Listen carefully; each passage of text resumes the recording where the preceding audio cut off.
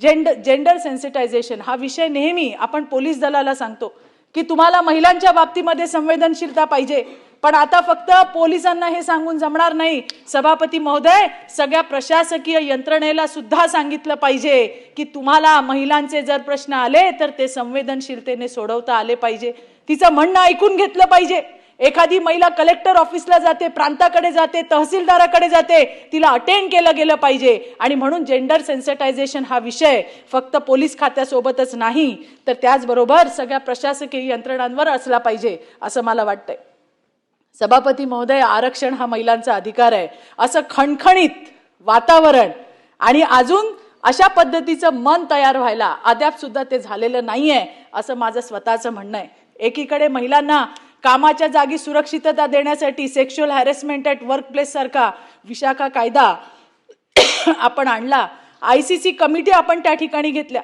महिला सुरक्षा समितींच्या स्थापनेसाठी शासन कटिबद्ध आहे. पण त्याचबरोबर लोकप्रतिनिधींवरती, ज्या महिला लोकप्रतिनिधी आहेत त्या पंचायत पासून पार्लमेंट पर्यंतच्या असतील सभापती महोदय, त्यांच्यावरती महिला म्हणून होत असलेल्या अत्याचार विरोधात कुठलीही अंतर्गत सुरक्षा देण्यात आलेली नाहीये. हा विषय ग्रामपंचायतीपासून तर पार्लमेंट पर्यंतच आहे आणि त्यामुळे त्याच्यावरती विचार होण्याची गरज आहे की या महिला लोकप्रतिनिधी सुद्धा महिला म्हणून काम करत असताना यांच्याही अंतर्गत सुरक्षेसाठी अशा पद्धतीचं कमिटीचं प्रावधान त्या ठिकाणी असलं पाहिजे, ही माझी आग्रही भूमिका आहे. एवढंच नाही, महिला लोकप्रतिनिधी म्हणून काम करत असताना महिलांवर करण्यात आलेला कुठलाही शारीरिक हल्ला, तिला दुखापत, तिला इजा जर कोणी केली तर तो अजामीन पात्र गुन्हा म्हणून समजण्यात यावा.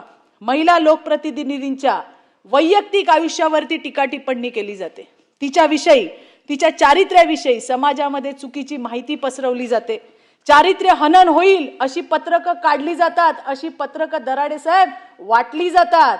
त्या महिलेच्या कामावरती बोलणं होत नाही परंतु तिच्या पर्सनल लाईफवरती अटॅक केला जातो. अशा पद्धतीचं, मग ते कोणी असो, स्वकीय असो का विरोधी पक्ष असो, अशा लोकांना सुद्धा तो अजामीन पात्र गुन्हा म्हणून समजण्यात यावा. अशा पद्धतीची कायद्यामध्ये सुद्धा तरतूद येणं मला वाटतं आजच्या काळाची गरज आहे. येणाऱ्या दिवसामध्ये देशाचे सन्माननीय प्रधानमंत्री यांनी नारी वंदन कायदा आणलेला आहे. येणाऱ्या दिवसात सभागृहामध्ये महिलांची संख्या जी आहे ती वाढणार आहे, सगळ्या सभागृहांमध्ये वाढणार आहे आणि त्यावेळेला खरा प्रश्न उभा राहणार आहे तो त्याला संरक्षण देण्याचा आणि तो कायद्याच्या माध्यमातून झाला पाहिजे.